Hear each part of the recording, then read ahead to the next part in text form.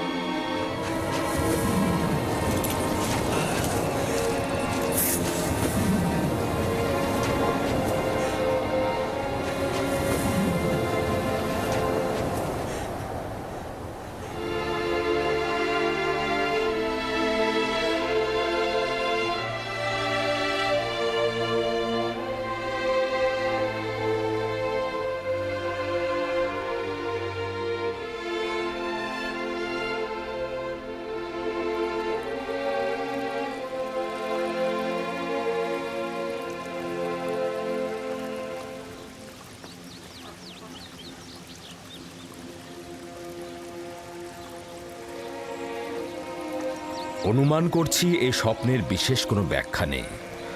অবশ্য স্বপ্নটা বিশ্লেষণের জন্য আমি আরো কিছুটা সময় নেব। নিশ্চয়ই কোনো নিশানা পাবো। তোমরা এখন তাহলে ভেড়াগুলোকে চারণভূমিতে নিয়ে যাও। কি হলো, দাঁড়িয়ে আছো কেন?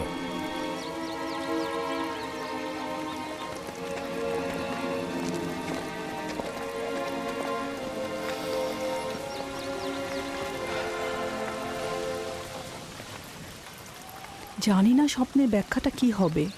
ইয়াকুব মনে হয় কিছু একটা লুকাচ্ছে। আরে এটা তো খুবই সহজ। লাঠিটি হচ্ছে দলপতি আর ইউসুফ তার ভাইদের মধ্যে উৎকৃষ্ট, বোঝনি? স্বপ্নের ব্যাখ্যা মনে হচ্ছে বাচ্চারা বুঝেছে।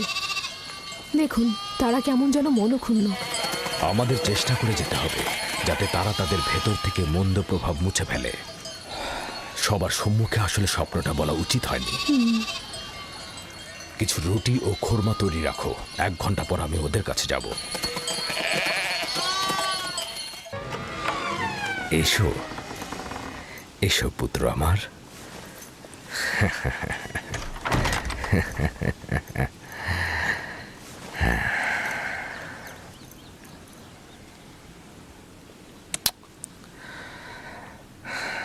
তোমার সম্বন্ধে আমি যা অনুমান করেছিলাম সেটাই সঠিক। প্রিয় পুত্র আমার, তোমাকে আমি সুসংবাদ দিচ্ছি যে ভবিষ্যতে তুমি অনেক উঁচু মাকামে পৌঁছাবে, আর ভবিষ্যতে তুমি তোমার ভাইদের নেতৃত্ব দেবে।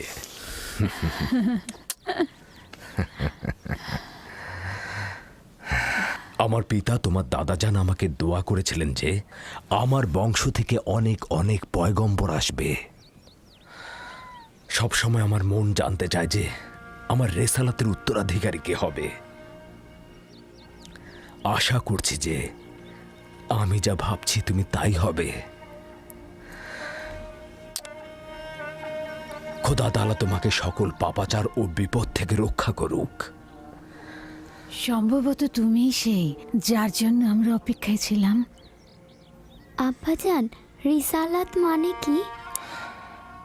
আমার খাবার ও পোশাক প্রস্তুত করো।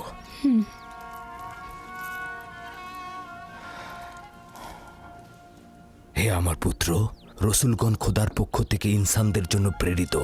তারা ইনসানদের স্বাধীন পথ, হেদায়েত কামেল ও খোদার দিকে ধাবিত করেন। তুমি তোমার স্বপ্নের কথা আর কাউকে বলবে না, বিশেষত তোমার ভাইদের। কেন আব্বাজান? কারণটা হচ্ছে সম্ভাবনা আছে যদি তারা শোনে তাহলে তারা প্রতিহিংসার আগুনে জ্বলতে পারে এবং তোমার সাথে দুশ্মনী শুরু করতে পারে। আমাকে তো চিন্তায় ফেলে দিলে ভাই। আমাকে তো ইউসুফের প্রতি আরো বেশি মনোযোগী হতে হবে।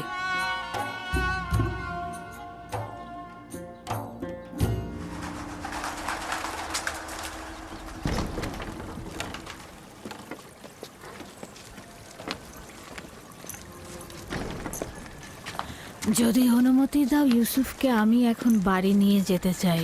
হ্যাঁ, নিয়ে যাও। ইউসুফের দিকে লক্ষ্য রেখো। খোদা তোমাদের হেফাজত করুক। ভালো থাকবেন আব্বাজান।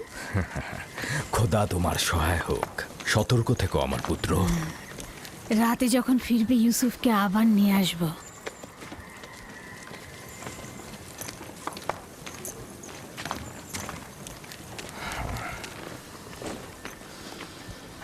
বেশ কিছুদিন হলো আমি মরুভূমিতে যাচ্ছি না। সন্ধ্যায় বাচ্চাদের সঙ্গে ফিরবো। আমাদের সন্তানগণ ভাবছে তাদের প্রতি তোমার মনোযোগ কমে গেছে। চিন্তা করো না, আমি চেষ্টা করব তাদের এই মানসিকতা দূর করতে।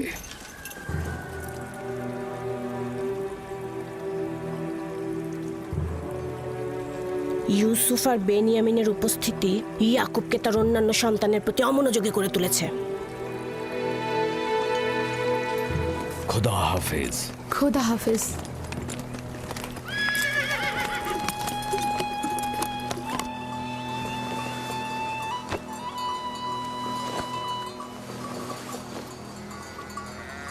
আমরা তো সব সময় নিজেদের খাবার সঙ্গে নিয়ে আসি, আপনি শুধু শুধু কষ্ট করতে গেলেন কেন?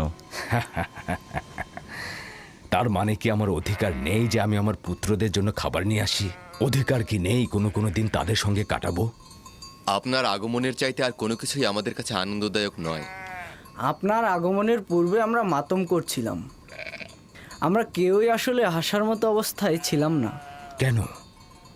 তোমাদের কি হয়েছে আমাকে বলো। আসলে হয়েছে কি আব্বাজান, আমরা অনুভব করছি যে আমাদের প্রতি আপনার মনোযোগটা কমে গেছে। আমাদের ধারণা ইউসুফ আর তার ভাইয়ের প্রতি আপনার মনোযোগ বেশি। কিন্তু আমি তো শুধু তোমাদের কারণে ইউসুফকে তার ফুপু ফায়েকের কাছে পাঠিয়েছি। শুধু তোমাদের কারণেই, যাতে তোমাদের আম্মাজান তোমাদের চাইতে ইউসুফের দিকে অধিক মনোযোগী না হন। কিন্তু তাতেও তো কিছু হয়নি। আম্মাজান তো এখন বেনিয়ামিনকে আগলে রাখছে, আর ইউসুফ তো ফুপু আম্মার কাছে ভালো ভালো খাবার, পোশাক এসব পাচ্ছে। আমি তোমাদের সঙ্গে একমত, কিন্তু তোমাদের উচিত ইউসুফের প্রতি আরো সহানুভূতি হওয়া, যাতে করে ইউসুফ ও বেনিয়ামিন তার মায়ের অভাব অনুভব করতে না পারে। আব্বাজান, আমরা আসলে ইউসুফের স্বপ্নটা নিয়ে দুশ্চিন্তায় আছি। আমরা খানদানের শক্তিশালী পুরুষ, আমাদের বংশের সব ধরনের দেখভালের দায়িত্ব আমাদের, সকল কষ্টের কাজ তো আমাদের ঘাড়ে। তাহলে ইউসুফ কি করে আমাদের উত্তরাধিকারী হয়? হ্যাঁ, কিন্তু ইউসুফের স্বপ্নের ব্যাখ্যা তো ভিন্নও হতে পারে। ইউসুফকে এটা বলেনি যে তার হাতের লাঠি একটা গাছ হয়ে গিয়েছিল, আর সেই গাছ তোমাদেরকে ছায়া দিয়ে ঢেকে দিচ্ছিল। এটাও তো হতে পারে যে এই স্বপ্নের অর্থ হলো ইউসুফ তার সকল ভাইকে অনেক বেশি ভালোবাসে। অথবা এটাও তো হতে পারে যে ইউসুফের সকল নেক আমল তোমাদের দিকে ঝুঁকে পড়বে। অথবা সে মেহেরবান হয়ে তার ভাইদের অনেক ভালোবাসবে। হ্যাঁ, আপনি হয়তো ঠিকই বলেছেন আব্বাজান। প্রকৃতপক্ষে আমরা যে ব্যাখ্যাটা করেছি সেটা হয়তো ভুল হতে পারে, কি বলো? হ্যাঁ, হতে পারে, আমরা ঠিক বুঝতে পারিনি। আর তার মানে ইউসুফ আপনার উত্তরাধিকারী নয়? আমার উত্তরাধিকারী স্বয়ং খোদা তাআলা স্থির করবেন, সেটা তোমাদের মধ্য থেকে উত্তম কাউকে। তোমাদের এটা নিয়ে চিন্তা করার কোনো দরকার নেই। ইউসুফ ও বেনিয়ামিন হচ্ছে তোমাদেরই ভাই, তোমাদের দুশমন নয়। আমি তোমাদের সবাইকে ভালোবাসি। তোমরা একে অপরকে ভালোবাসবে যেন খোদা তাআলা তোমাদেরকে ভালোবাসে, আর তোমাদের কাছে আমার এটাই চাওয়া। হে আমার খানদানের মহৎগণ, তোমরা আমার আশা ও ভরসা। আমি সব সময় অনুভব করেছি যে তোমাদের উপর হেলান দিয়ে আমি উষ্ণতা পাব। তোমরা হলে সাহসী যোদ্ধা। তোমাদের উপস্থিতি তো ইয়াকুবের দিলকে কখনো দুশ্চিন্তায় মশগুল করতে পারবে না। আব্বাজানকে যে কষ্ট আমরা দিয়েছি সেজন্য আমরা ক্ষমা চাইছি আব্বাজান। আমাদের হয়তো আরেকটু লাভিন আফতার ইকবাল, হ্যাঁ, একটা নেকড়ে আসছে, নেকড়ে নেকড়ে, চলো চলো চলো, হ্যাঁ, চলো চলো চলো।